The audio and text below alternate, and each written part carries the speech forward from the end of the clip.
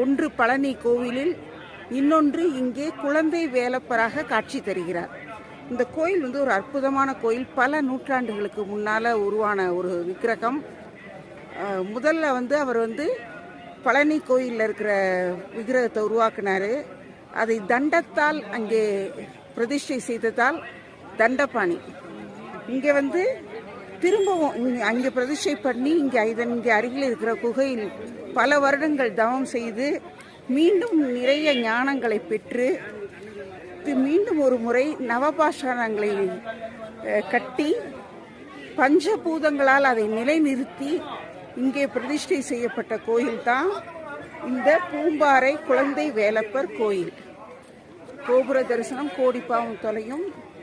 இங்கே நம்ம பார்த்துட்டு இருக்கிற இந்த கோயிலில் இங்கே விநாயகர் சன்னதி தனியாக இருக்காரு. விநாயகரை முதல்ல கும்பிட்டுக்குவோம். அடுத்ததாக இங்கே ஏன் குழந்தை வேலை